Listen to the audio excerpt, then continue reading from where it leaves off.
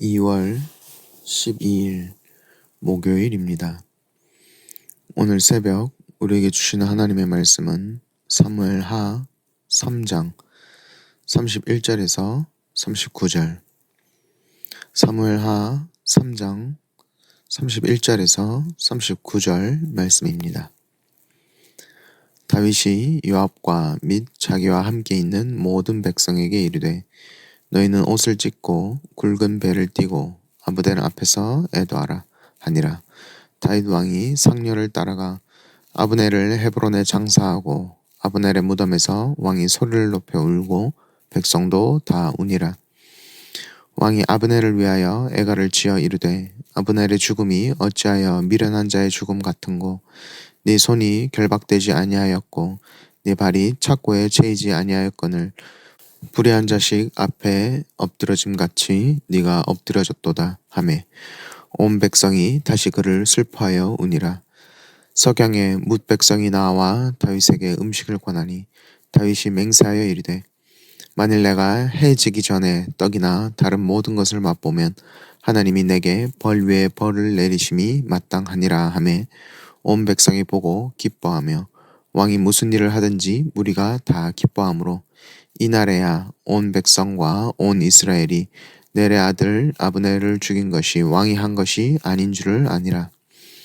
왕이 그의 신복에게 이르되 오늘 이스라엘의 지도자여 큰 인물이 죽은 것을 알지 못하느냐.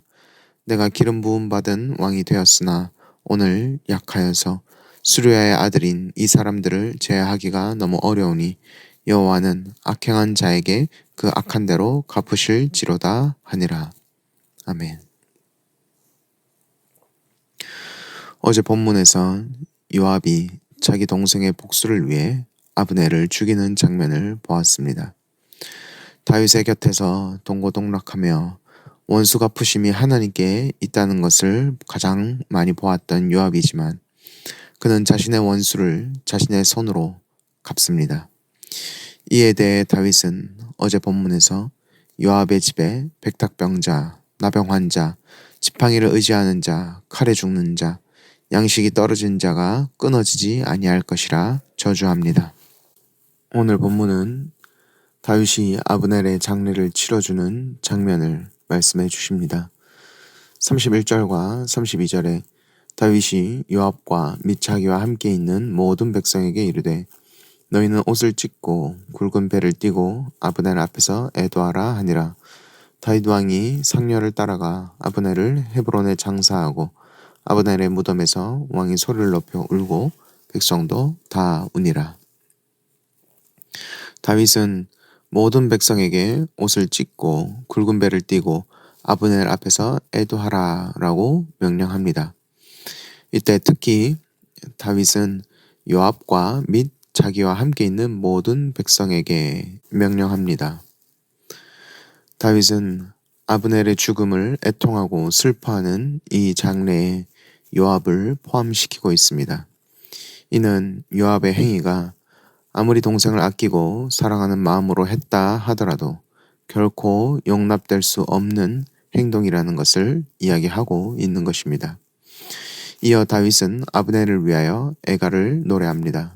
33절과 34절에 아브넬의 죽음이 어찌하여 미련한 자의 죽음 같은고 네 손이 결박되지 아니하였고 네 발이 착고에 채이지 아니하였거늘 불의한 자식의 앞에 엎드러짐 같이 네가 엎드러졌도다.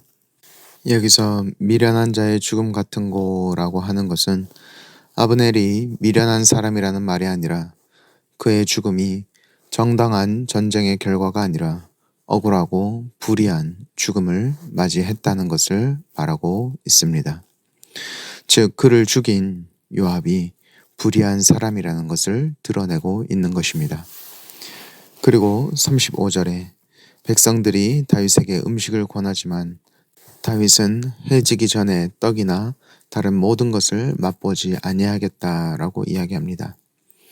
다윗이 아브넬을 위해 애가를 지었다는 것과 그의 죽음을 슬퍼하며 해가 지기까지 식물을 입에 대지 않는 모습을 통해 그가 얼마나 아브넬의 죽음에 가슴 아파하며 슬퍼하고 있는지 알 수 있습니다.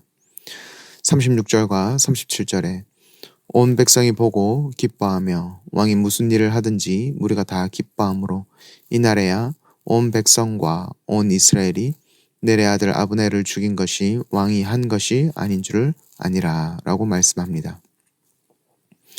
죽은 아브넬을 장사하며 애통하는 다윗의 모습을 보고 백성들은 다윗이 아브넬을 죽인 것이 아니라는 것을 알게 됩니다. 이는 다윗의 정치적 계산이나 그의 묵인 속에서 아브넬이 죽은 것이 아니라는 것과 그리고 다윗은 요압과 같은 방식으로 나라를 다스리지 않는다는 것을 백성 앞에서 분명히 드러낸 것입니다. 다윗은 아브넬의 죽음을 슬퍼하면서 동시에 이렇게 고백합니다. 39절에 내가 기름 부음 받은 왕이 되었으나 오늘 약하여서 수르야의 아들인 이 사람들을 제어하기가 너무 어려우니 여호와는 악행한 자에게 그 악한 대로 갚으실지로다 하니라.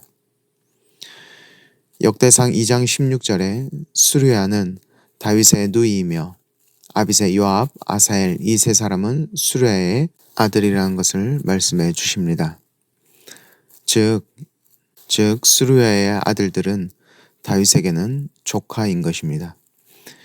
요압이 권력과 능력이 있을 뿐 아니라 다윗과 혈연으로도 이어져 있어 다윗이 이들을 제어하기가 많이 어려웠을 것으로 보입니다. 내가 기름 부음 받은 왕인데 나는 약해지는 것 같고 반대로 불의를 행하는 이들은 더 강성해져가는 것처럼 보일 때 우리는 일반적으로 악을 더 큰 힘과 더 큰 악으로 갚기가 쉽습니다. 내가 기름 부음 받은 왕인데 나를 무시해 함부로 내 앞에서 행동해 이렇게 상대를 더 짓밟음으로써 내 위치를 확고하게 지키고자 하는 마음이 솟아오릅니다. 하지만 다윗은 자신의 약함을 가지고 하나님 앞으로 나아갑니다. 이를 내가 해결하려 하는 것이 아니라 이 문제를 가지고 하나님께 나아가 하나님께 위탁드립니다. 여호와는 악행한 자에게 그 악한 대로 갚으실지로다.